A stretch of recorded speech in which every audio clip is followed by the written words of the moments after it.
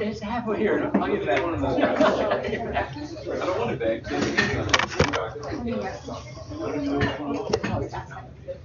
Is the screen show the presenter view again? I don't know. We almost have to go to it to figure out what it's going to do. I can never figure it out. F5.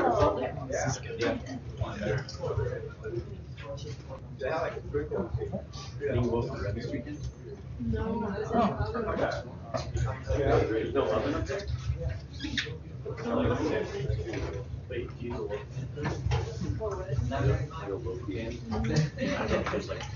So we're going to Hi everyone. Our first speaker this afternoon is Josiah McClurg. Josiah is a second-year graduate researcher here at UIUC working with Dr. Palawa. He received his BS and MS degrees in electrical and computer engineering from the University of Iowa, where he graduated with highest distinction and received 1 patent for an implantable medical sensor. He is a recipient of numerous scholarships and awards, including the National Science Foundation Graduate Research Fellowship. He deeply regrets that he didn't have time to bring any cookies for this talk, as baking is his most important qualification. All right, thank you, Serene. So my talk today is about, it's entitled A Series Stacked Architecture for Highly Efficient Data Center Power Delivery. And as is illustrated on my beautiful title slide here, the way that power is delivered, basically what we're going to talk about today is the world's first implementation of a series stacked server cluster, which is a different way of delivering power to servers. I don't think I really have to spend a lot of time convincing all of you that the internet is important. But what you may not be aware of is that the physical infrastructure that supports the internet is becoming increasingly difficult to power. One of the reasons for this is that the power density of data centers is going up, up, up, up. To give you an idea of how much up, last year, the average data center across the globe used about 2 megawatts, which is an industrial scale load, all packed into a relatively small data center. So, how is power currently delivered to data centers? And how does this affect the overall losses of the data center? Well, I could go on and on about the specifics of where power is lost in a data center and how electrical conversion losses tie into that. But I thought it would be better to just have you take my word for it that the electrical conversion losses represent a significant portion of total data center losses and they affect the other losses within the data center. So how is power currently delivered? Basically, it's the same way that power is delivered to your computer in your office. You have each server in the data center will have a single power supply. That power supply will be plugged into the wall. All the power that goes to the server goes first through the power supply and is subjected to the associated losses of that power supply. Our proposed architecture, the series connected architecture, instead of first passing all of the power through the power supply, it will allow the energy to flow directly from a distribution bus successively through each server. That's why it's called series connected architecture. And of course, whenever you have series connected loads, you're going to have to deal with some kind of voltage regulation. So there will be some losses associated with voltage regulation, but those losses will be smaller. How much smaller will they be? Oh, also, I made sort of more circuit-y pictures for those of you who didn't like my previous slide. Right, so the current architecture, you have your distribution bus here, you have power supplies. Each one of those power supplies has some certain efficiency. In our proposed architecture, you have a single DC distribution bus. You have all the servers connected in series. And you have some regulation hardware that also has some certain efficiency associated with it. And you can run some simulations. Basically make some nice assumptions like the distribution of server power is Gaussian. Turns out this is a good assumption because of the way that loads are scheduled, or jobs are scheduled within the CPU. And we have some data to support this. So anyway, you run these simulations, and with a certain regulation hardware topology that we picked, we got over 8 times reduction in power losses with using the same efficiency of converter. So just by rearranging the power cords in your stack, you're able to get an 8 times reduction in loss. So it sounds great. Oh, this is just if you care about the details of the simulation. I don't think you do.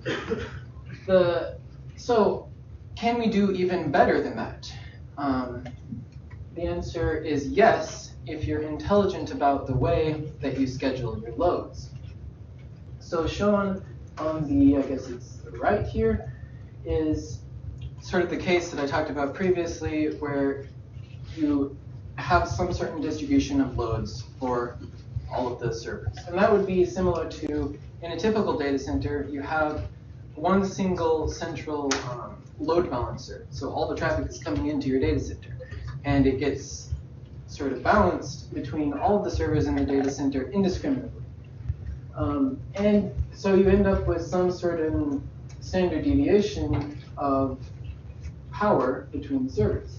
Now, instead of having one central load balancer, you have in between, let's say at the top of each rack, you have a rack load balancer that takes into account, basically it acts like a filter. So what the rack sees is loads coming in with similar CPU usage and power profiles. So if you can do that, you can reduce the variation in server powers and end up with significantly reduced power being processed. All this sounds like, oh yes, go ahead. On this slide, so what sort of impact does this have on latency, right? Like if you have a really low latency application, you're inserting some extra work between the load coming in and getting processed out to the individual servers. So like, is it going to add a lot of latency and then cause service issues? Yes. So this is a really good question, and we're still doing some studies to figure out exactly what kinds of applications this is applicable to. And even, I mean, the other thing that I didn't really mention here is getting this very small standard deviation is actually really hard because you have to make estimations of how much power a certain job is going to take, and you want to do that estimation very quickly. So yeah, it's still an open question as to how much this will work, but I have some actual experimental results later on that will sort of shed some more light on this. So, but good question, thanks. Right, so sounds great. Let's hit the lab. Let's actually try to make this work. And as I promised at the beginning, or as I talked about a little bit at the beginning, the really cool thing here isn't the big idea. The big idea is relatively simple. The cool thing is that we're the first to make it actually work. And I'll talk about briefly how we did that. Step number 1, we want to compare apples to apples, essentially. When you do your comparison between this architecture and this architecture, you want to compare the same thing. Second, I'll talk briefly about how we made this work. I'll talk about the hardware that we built to manage the voltages. And last, I'll talk a little bit about the intelligent scheduling that we designed. So, how do we compare apples to apples? It's really hard when you're dealing with inherently variable loads like servers. It's really hard to make a fair comparison. One way of doing this would be to do sort of a statistical study where you run the experiment many, many times and get sort of a confidence interval and do all of that. The other way is to reduce the variance between your experiments, and the way we did that, and we chose that way, basically what we did was we ran certain jobs on each server, whether it was configured in the parallel stack or the series stack, and we would record that power consumption, and then we would play it back on electronic loads. So we had electronic loads basically doing exactly the same thing as was done in the parallel case or the series case, depending on where we took the measurements. That's how we did our comparison. Let's talk, I don't know how much time I have left. Okay. Let's talk briefly about what we did to manage the voltages between, manage each server voltage within our stack. So the methodology that we used for voltage regulation is a technique called differential power processing, which I'm sure a lot of you have heard, especially in the solar realm. There are a number of ways of doing this, different topologies that you can use. The one that we chose was called element-to-element topology. And I don't really want to get into all of the technical details of why we chose this over, say, element to virtual bus or element to bus, etc. But the nice thing about this topology is that it's straightforward to design. Basically, no need for isolation, so we don't have to worry about transformers. Also, the control can be fully local, especially in the case where each server voltage has to be balanced, which is the case in our server setup. There doesn't need to be any communication between each module. So that's pretty nice. You can just program your microcontroller, set it to go, and it just only looks at its own voltage readings, and the whole stack gets balanced. The other nice thing is that there's very low voltage stresses on these switches, so they can be really high efficiency. Right. As far as actually designing the converter, we chose to use sort of four-phase interleaved buck-boost topology, which basically 4 phases allows voltage ripple to go down and makes it so that our inductor can be sized very small for a low amount of current. Right. Okay. So the last thing I want to talk about is this business of, so yes, we made it work, we balanced our stack, we're all happy to be the first one to do this. I want to talk briefly about the effect of balancing the load in software.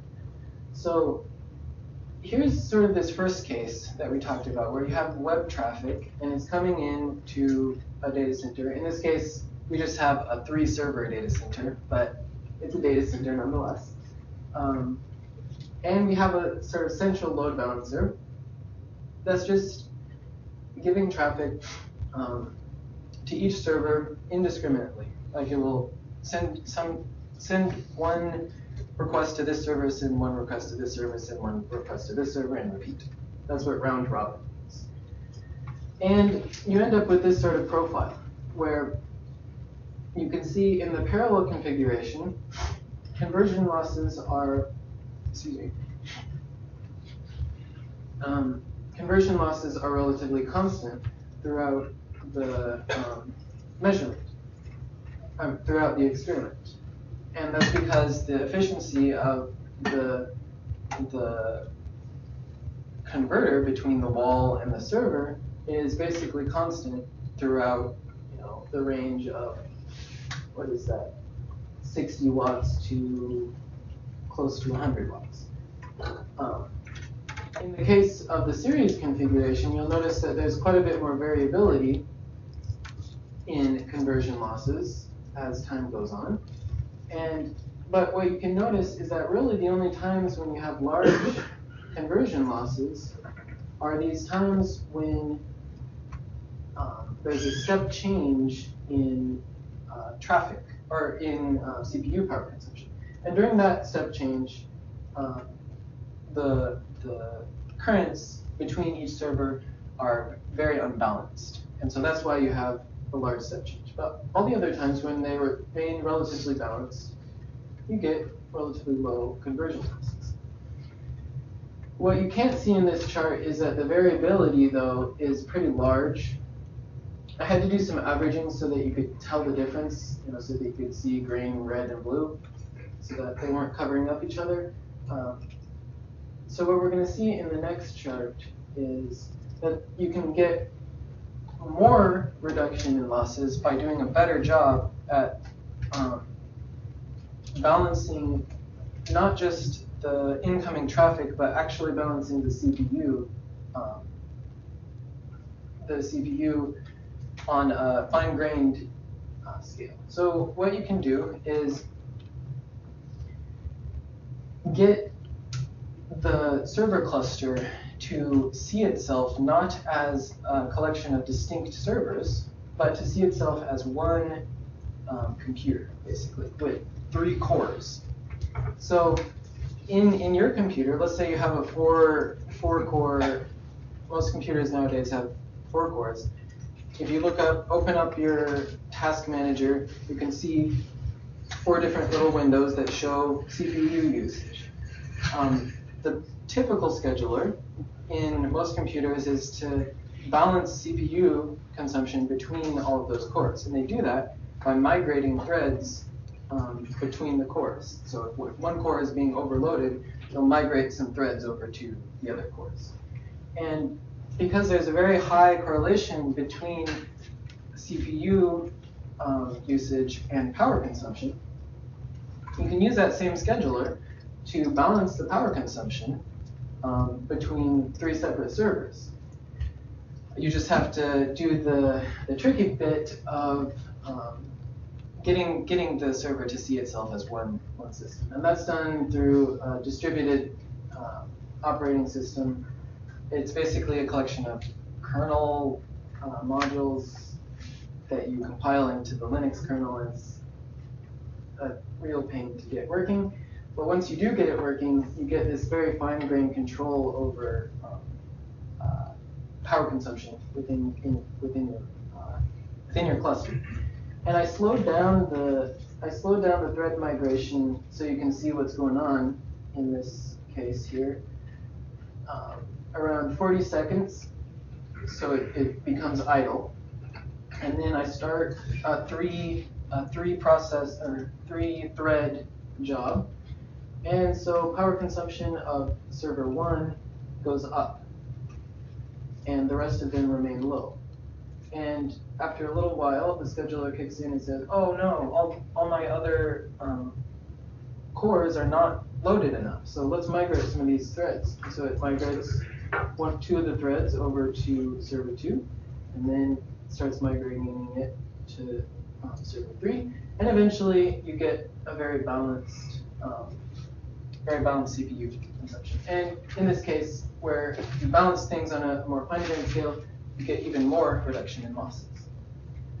So that is what I have. Basically, we've implemented the world's first series-connected server stack. I talked briefly about how I did it, the hardware that's involved, and some of the trade-offs that some of the techniques you can do to reduce the variance in power consumption. Oh, yes. Yeah. So I have a few questions. Can you go back to the second last slide? Number 1 is 5.4x in losses of what, like the energy over that time period, or average power losses? What are we talking about here? So I measure conversion losses for parallel configuration. So it's energy or average power? I mean, what is same. I mean, either energy over that time period, or average power losses over that time period. So when you're talking about doing this balancing, like you're kind of assuming that any load that comes in can be sent to any server, like respectively of class of server, whatever. Like your analogy of looking at the cores on your CPU, like those cores have access to the same physical memory. So as far as getting the job done, it doesn't matter which core it gets sent to. But in like a real like application, when you get a request coming in, it might need to leverage like a bunch of different servers specifically. Like you have like a lot of constraints on where you can actually send the job. So can you account for that in your scheduling here? Like you're kind of just saying like I have all these available, now I'm gonna schedule it, in a way that minimizes power losses. But like in a real application, there's like so many more constraints you have to account for. Right, and that's I mean this definitely is a specific case. The specific use case here would be like scientific computing, where you have, I mean, that's the case where you use these kind of clusters. In cases where, I mean, this distributed operating system technically can work for like arbitrary kind of loads because it does like have a share, like it has a single system image, so it sees the whole system memory. So it technically can, get memory from another server, and things will probably work. But the specific case where this really works nicely is when you have really highly parallelizable jobs that you can send out. So you want to do some gene sequencing or something like that. Two more questions, sorry. The first one, you started this off by saying like you're comparing it to the current topology for power. First of all, I'm curious what you mean by current. Like who uses that you're aware of? Current? Like you said, like each one has its own little power supply. Yeah, this is basically standard. Basically, I think the only people that really do special kinds of architectures, like even a DC distribution architecture, like a DC distribution bus architecture, I think the big players like Facebook, Amazon, and Google are about the only people that commonly do anything special with managing the power distribution of their data. Okay, so my second question is like, so you're comparing this to the current architecture, and the way I understand it, like the reason I choose this is because of cost, more or less. Like if you look at the cost of building a data center, the capital costs actually exceed the lifetime energy cost. So like how much extra cost are you adding because you're using like non-commodity hardware, right? Your current architecture is leveraging like the commodity everyday PSU that you get in your computer, right? Just buying a bunch of those, where you already have like efficiencies of scale and things like that. So like, is your energy savings enough to recuperate the cost? And also, how does this affect reliability? So again, we're using commodity hardware in the current architecture where they're presumed to be relatively reliable because like they're building millions of them, right? And you're going to put in something different where it seems like it's in series, right? So if something breaks in the middle, it might affect things down chain. So like this application in particular is like super, has a really big emphasis on reliability, right? Yeah. They really care about that and put a lot of work into it. So are you putting in places for more failures where it should be like counter to the main goals of this application? Sorry, that was a long, multi-part question. The answer, I think that cost and the second is reliability. Yeah. So as far as cost goes, I definitely believe I don't have numbers right now to support this, but my intuition says definitely cost is recoverable because 8x reduction in losses is a lot. The answer to your other question is reliability is definitely a concern and is something that is on the agenda to look into. So, yeah. Professor Khan? I do want to comment on that because it's an absolutely valid question, and yet something has changed. About 2 years ago, according to the people we talked to at Google, they did cross that threshold now where the lifetime energy cost is higher than the capital cost. So that changes a lot. I think the other thing, of course, is that right now the stuff on the left has become commoditized. There's no fundamental reason why the stuff on the right can't be as well. It's actually smaller power conversion. So it has a possibility. But absolutely, until that threshold gets crossed, it's a totally different conversation for this industry. Same thing has happened in the drives industry. Again, people have started to figure out that 95% of the cost of the drive is energy cost, and therefore they ought to be willing to spend a little bit more upfront. That threshold was just crossed relatively recently with data centers, and that is changing the conversation. I have a question about the load balancing part. So, like when you size the regulation hardware on the right, is that dependent on how well you can do the load balancing? Yes. So in that case,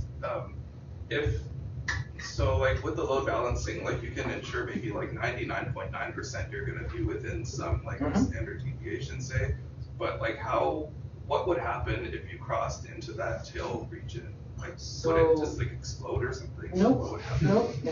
In my current architecture, the absolute worst case would be your differential power processors would need to be able to process 2 times the amount of power. So, and probably that would be like a very transient kind of case. So I don't really even think you would need to size them 2 times. You would probably just need to size them so that they don't blow up if it needs to process that much. So, yeah.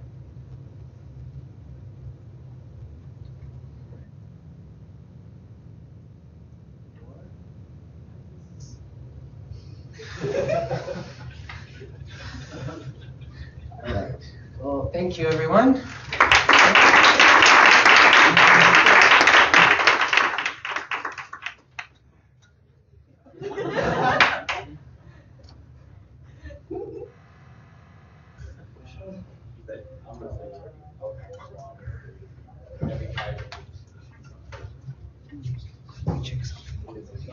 Sure, where's my clock? Oh. Stop presenting? Yes.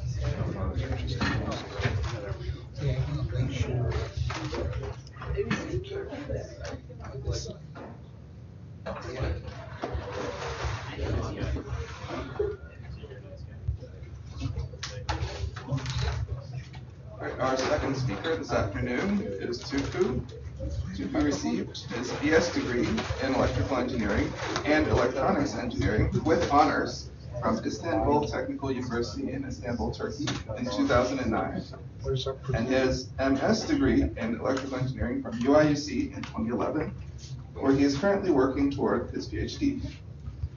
He's been a research and teaching assistant with UIUC since 2009, and his research interests include high-performance motor drives, short-term and instantaneous torque capability and rating assessment for electric machinery, thermal modeling, and real-time hardware-in-the-loop simulation for power electronics and motor drives.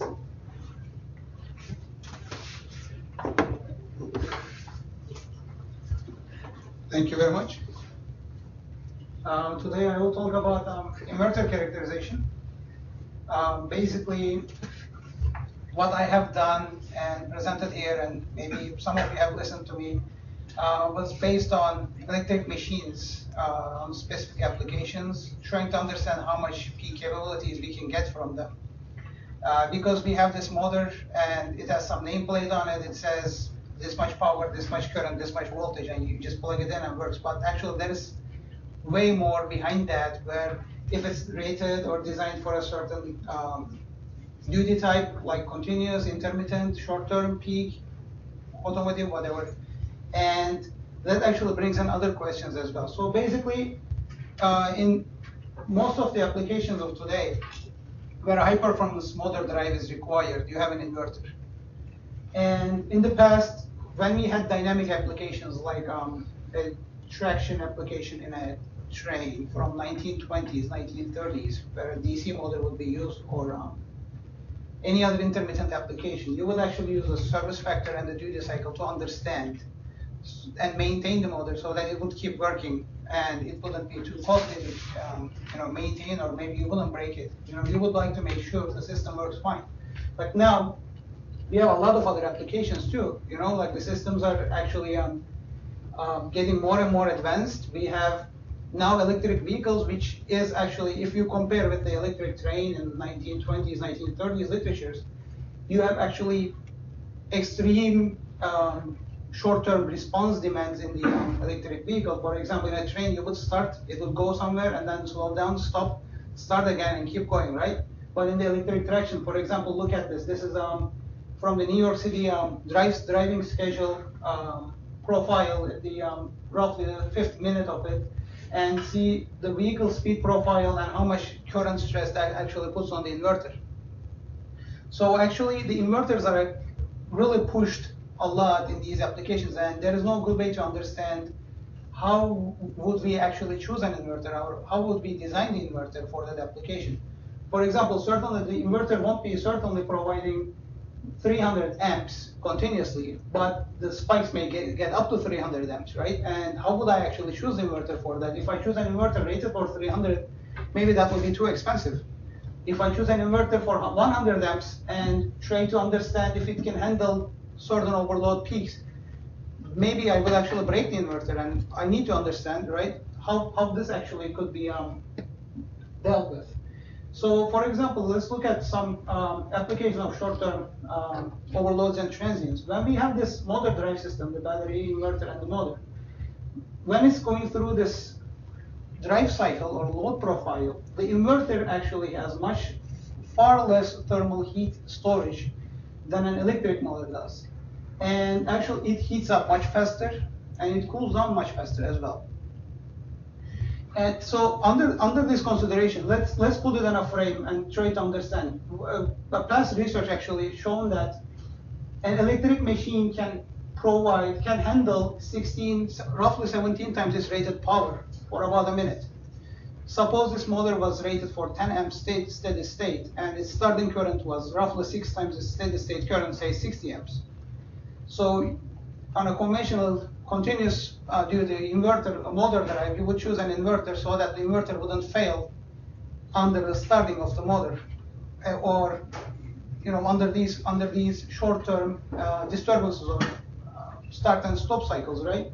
But now I'm saying, instead of 6 times, I'm saying 17 times its rated power. It can still handle and work fine. But will the inverter be able to do that? I mean, you choose the inverter for 100 amps, we are talking about 170 amps now. How long would it take for the inverter to actually fail? So first of all, in order to understand it, we need to try to estimate the power losses in the system and run a hardware in the loop simulation in the lab. And there are many methods to actually estimate the power loss in an inverter. Well, basically need to know how it turns on, how it turns off, and how much power loss it does during conduction. There are a lot of methods using physics-based strategies like device physics equations and things, or semi-mathematical. Most literature surveys actually group them as that way, where they have combined the physics-based equations and try to create a lump parameter, a circuit model of the transistor or the power switch we are working at, and implemented in these service simulators that can be used.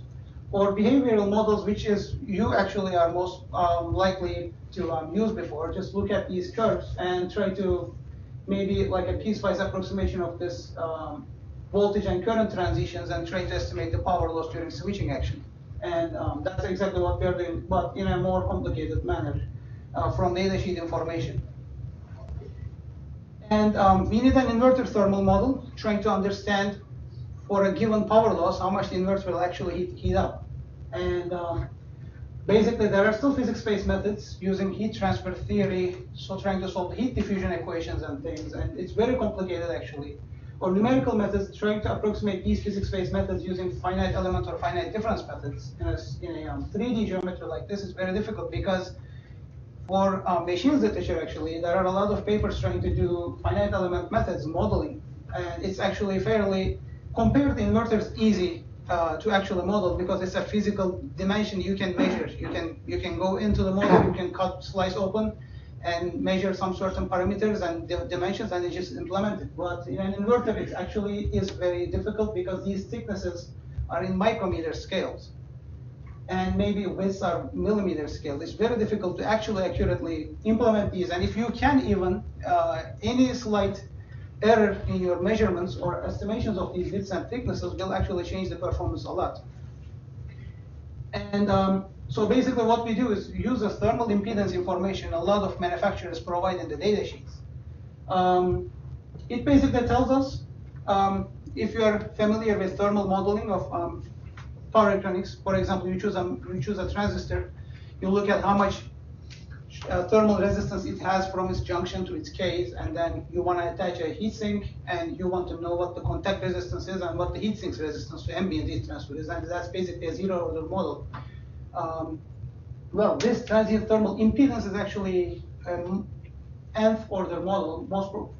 For many inverters, many power switches, they provide fourth order models actually. Say you can model it as fourth order RC circuit and implement it, and it gives you a response like this, which says, well, at steady state, this is my resistance to from junction area to case, and for the diode as well. But actually, if you are going a little in a shorter duration, it actually improves the heat transfer because,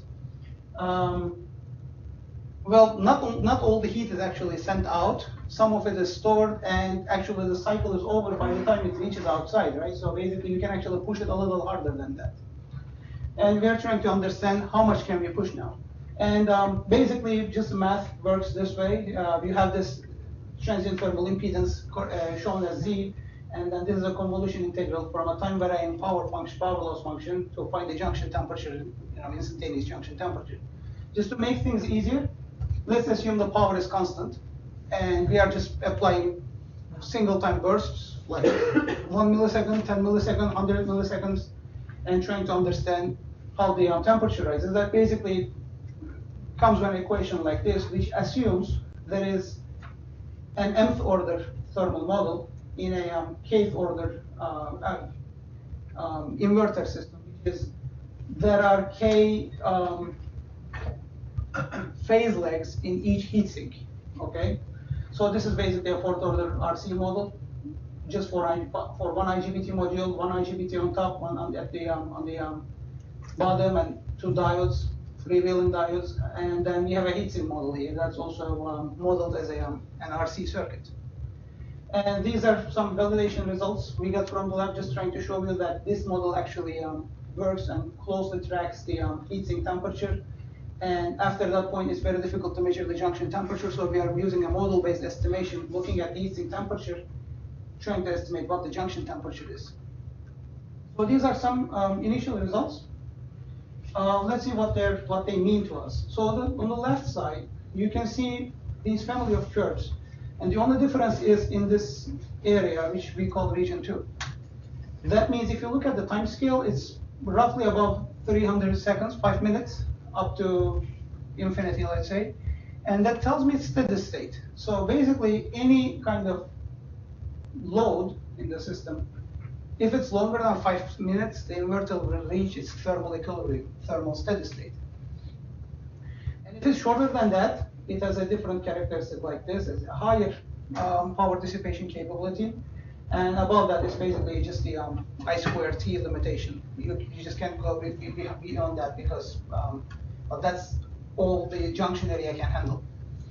But it's in the order of milliseconds, maybe microseconds. So let's think about the motor drive application we are looking at. A lot of transients actually happen in terms of seconds or maybe minutes. So basically, we are actually interested in maybe the middle of this region 1 and further. And this model tells me that the heatsink model here with different coolant flow rates where the heat transfer to ambient is improved. The only difference is in this region 2, where if it's a really bad flow rate, then it's basically a very poor heat dissipation capability. I can only run at this power level maybe, or the power loss in the junction area can be only this much. But if I improve the cooling, I can actually shift it up and maybe get a higher power dissipation capability, which means higher current handling, right? Okay. In the second part, what we are comparing is that suppose we have different heatsink heat capacities, which means the heatsink can actually store more energy for a given temperature rise. For example, if it could store 1 joule, its temperature would rise 1 degrees, let's say, and in the other case, it would actually, its temperature would rise 1.1 degrees, and so on. So it can actually store more heat per given temperature rise.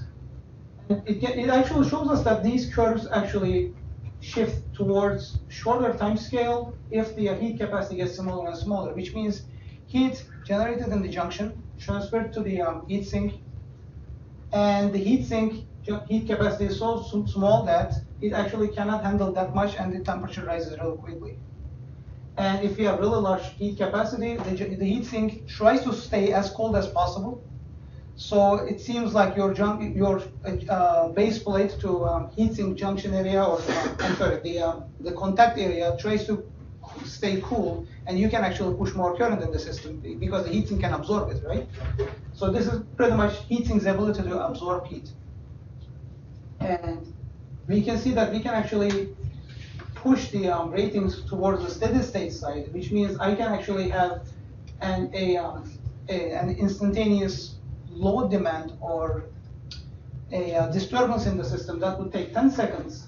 For the red curve, it would be a steady state rating, and I would actually need to design an inverter that's larger, or shift the curve on the right by using a larger heatsink only, but the same power switch, and I'm able to now handle much higher transients than I was able to. Now these are some experimental results on those curves. It's very difficult to measure these kind of things, so basically instead of 100 or 80 degree temperature rises, we use 10, 15, and 20. And on the left side, we are just comparing the time versus the power dissipation. And the results are roughly less than 10% for the curves, so it's good enough for our case for the future implications to be valid. And on the right side, now we are comparing the time versus the output current capability of the inverter instead of power loss. And there is one interesting result here where the solid curve is tested under 10 kHz switching frequency, and the dash curve is actually 20 kHz. I'm sorry, 20 kHz. And this actually tells me that by changing the switching frequency in the system, by reducing the switching frequency, I actually gain an order of magnitude larger time ratings, which is actually very important because in some applications, you can actually have a system where you adapt the switching frequency to the load demand you have, and still your inverter will be able to survive, even though it wouldn't be able to under a low harmonic operation, for example. And this is an interesting result. And now trying to understand, can you just go back to the last slide quick? Yeah. So just to understand up on the left, so what you did was, let's say you looked at like 10 degrees plot. Mm-hmm. You commanded a certain power, so the inverter lost, let's say, like 150 watts. Yep. And then you measured the time that it reached 10 degrees. Yes. And you did it again at 140 watts, 130 watts. Yes. Okay. So it took a lot of time to get these data. Please appreciate that. Especially this one. It's scale. So now let's understand how I can use this to characterize an inverter for intermittent operation, because these were actually only one-time peaks. I will apply this much power, it hits the maximum temperature in 8 seconds, and then I would stop and let it cool down. Now suppose I don't have enough time to cool down and it's repetitive, what would I do? Now, within these tests, these are the measured heatsink temperature rises, okay? So basically 20 degree rise, 15 degree rise in the junction area. How much the heatsink temperature actually rose versus time. And we can see that during regime 2, the heatsink has actually a long time. The tests take longer, or the transient or the disturbance or the peak load actually takes longer, right? Through the steady state, and the system has time so that the heat can actually go into the heatsink and be stored in the heatsink. So as you can see, as the time gets larger and larger, the heatsink temperature actually tends to rise. The heat is stored in the heatsink. But when the time is actually small, when the junction temperature hits its limit, the heatsink temperature is actually low. The heatsink didn't have time to actually heat up. Not much heat was transferred into the heatsink because of the time scale of the application. So mainly the junction temperature increased, but the heatsink temperature, the heatsink didn't even see anything changing. So this actually tells us, it gives us a good insight about how fast the inverter will cool. Actually, let's look at this. The black curves are basically peak duties in regime 2.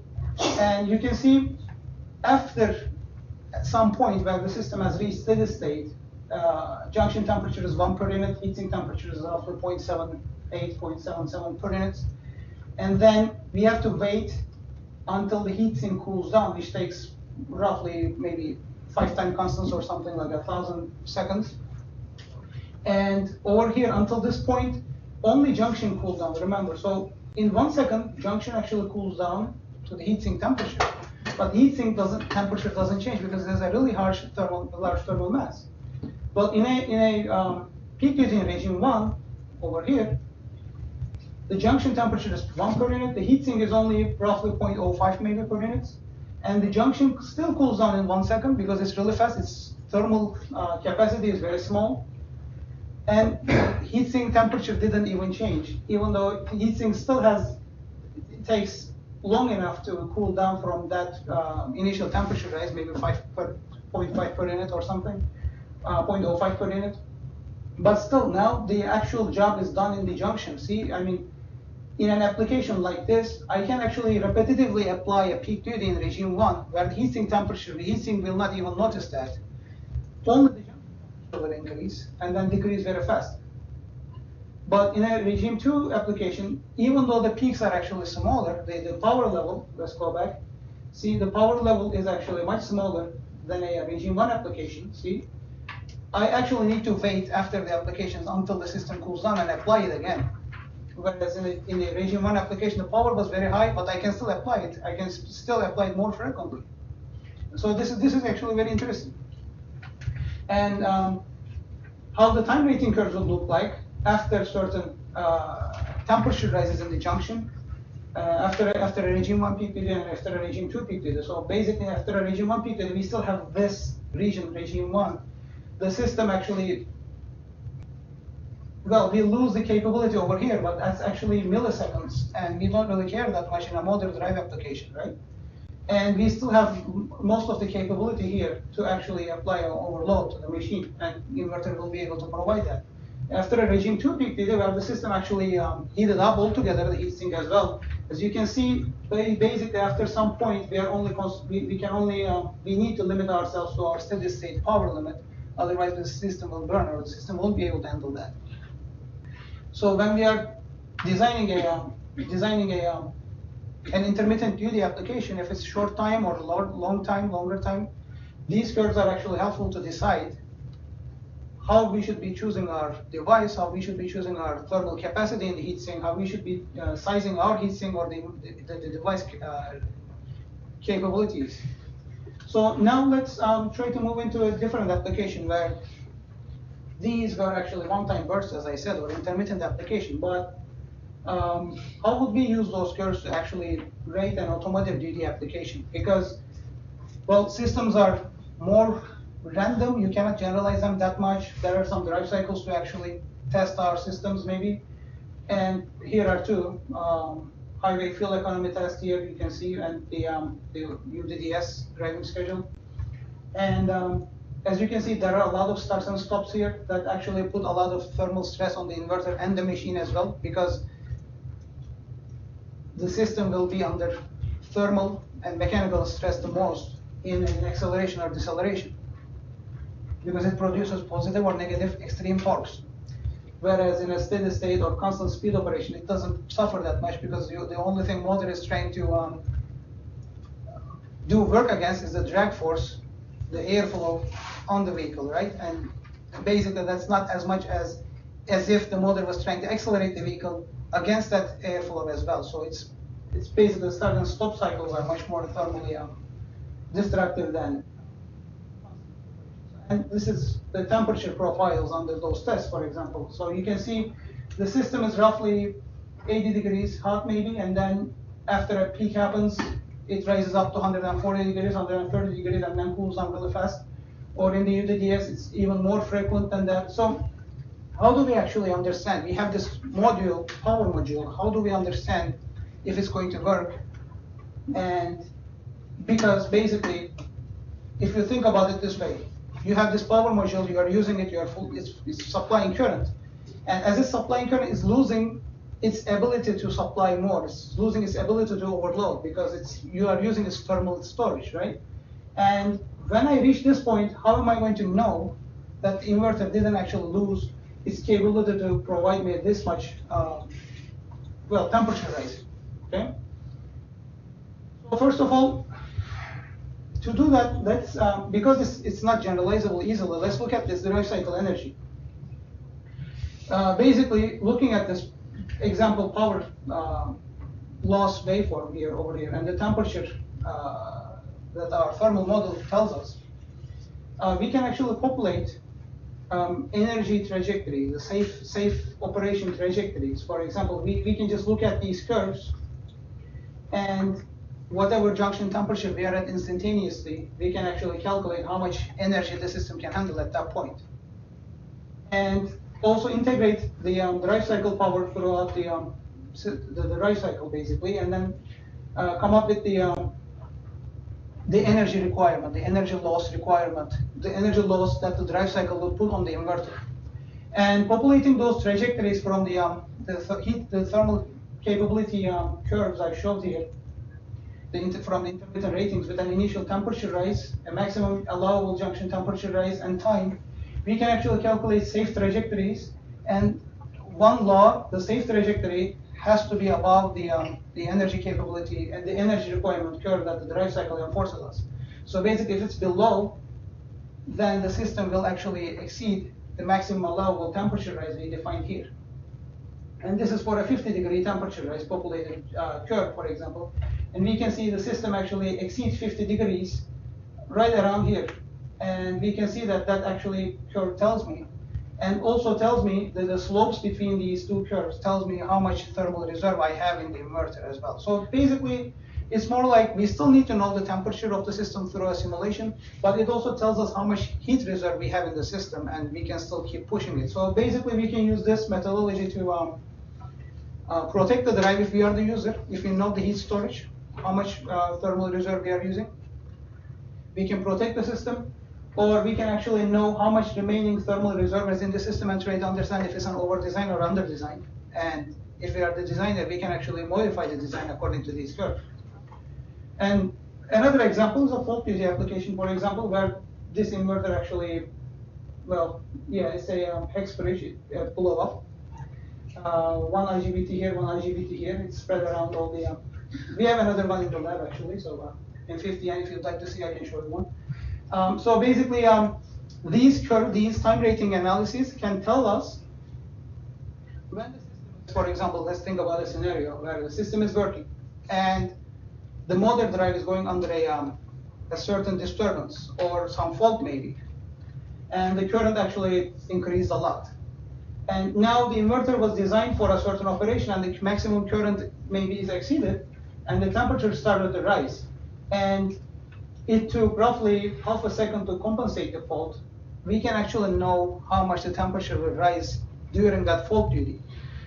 This can be a motor drive broken rotor bar, or maybe one of the phases was lost and only two-phase operation was required on the motor, so that you can safely drive it somewhere and then turn it off and maybe have a maintenance.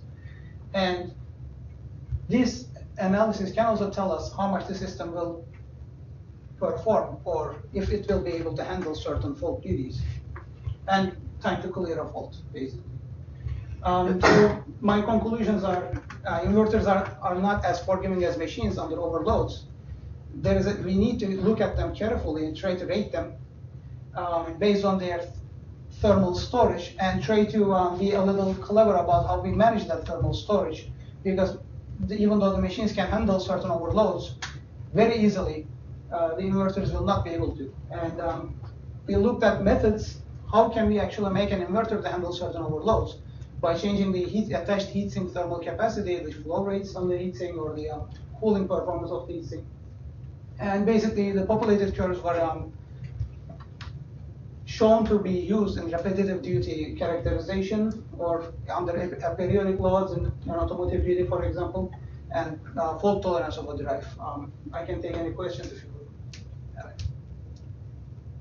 Yes. So, Tutku, your first bullet on your conclusion slide is not as forgiving a machine. Is that in a thermal management sense? Yes. So in other words, is there a difference in energy density in terms of heat? I mean, if you make the inverter overcome that one, Excuse me, if you make the inverter?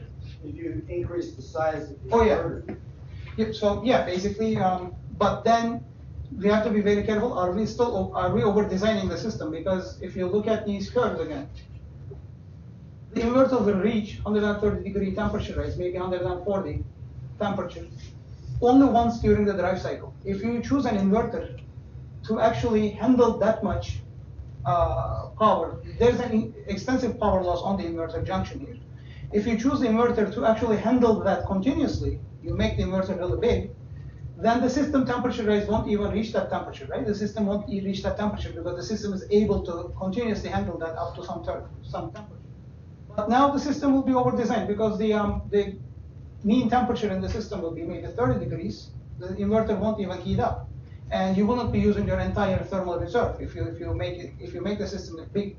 So we are now trying to look at if the system is not oversized, maybe not undersized, what would be the best way to actually choose an inverter, make the size the inverter so that the system will actually survive certain overloads. Of making it bigger is always an option. We are not trying to follow that though. Have you looked at how industry does it in current practice, and do they just oversize curves? Well, so by industry, I can compare some of my results with the commercial inverters we get here, and basically they have certain overcurrent protections, where if a certain current, for example, 10% of 110% operated is reached, it has certain time to actually cut the system power or shut off the system. And I haven't seen any example of an application like this in an actual existing inverter, but it's not too difficult to think why not. That might be. Tutku, how does that affect the mean time between failures, like shortening the lifetime? That's future work. Well, basically, there are the lifetime of the inverter depends on two factors. Well, basically one factor. There are these bond wires, right, connecting the junction to the outside terminal, and that bond wire is everything. If you lose that bond wire, then the inverter is assumed to be, I mean, there are multiple of them due to redundancy, and after some number of them has failed, the inverter is assumed to have failed. And they are soldered to the junction area, and this entire junction here is soldered down to the copper base plate. So there are two things. If we go back to this curve, an inverter is a power cycle, extreme power cycle, fast power cycle, that would be considered regime 1, where the junction temperature rises a lot and then goes down a lot. Heat sink temperature doesn't change. So basically the enclosure temperature doesn't change. It's not a thermal cycle, it's a power cycle. Regime 2 case, it has a thermal cycle as well. The heat sink heats up, the case heats up a lot, and then it cools down, and then heats up again and cools down. So basically, in regime 1, where the system is actually heating up really fast and cooling down really fast, these bond wires are affected the most. And there are certain curve fits that the industry provides us about the failure rates under a power cycle like that, where these bond wires expand, contract, and the solder contact area just breaks, and then you lose the bond wire. In the second case, where there is a thermal cycle in the case, that affects the junction solder between, well, this IGBT and the copper base plate. That means if you lose, if your solder area is damaged, that means you don't have good contact with the base plate anymore. which means you cannot dissipate enough power to the ambient anymore. That means your junction temperature will rise more than what it would when you just first bought the device, right? And that would mean the system will overheat again and the bond wires will fail again. So that's a failure due to thermal cycling. Both failures are basically because of bond wire melting down or the system. If there is something extreme like this where the IGBT junction actually blows up, that's a total different story. But these characteristics, how each would affect the system reliability is like this. The regime one would affect the bond wire directly, where the heat transfer from the junction to the heatsink hasn't changed much, and the thermal cycle where regime 2, the steady state is reached. That means the entire system heats up and cools down, which means the thermal contact between the junction and the base plate is damaged, fatigued maybe, and then that would actually cause an excess temperature rise in the junction and lose the bond wire. And so I don't have numbers for that, but many manufacturers provide different curves and different characteristics, so it's real difficult to generalize. I hope that answered your question. Any questions? No? Thank you very much.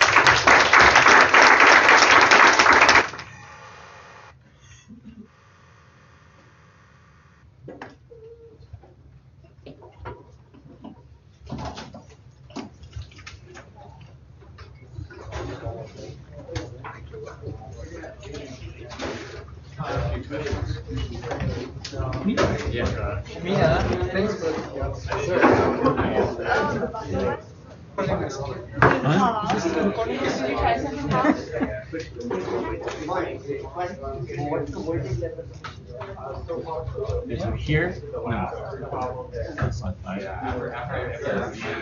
So here, like, you don't mention the switch back to this machine. Okay. You know, like, this is for recording here.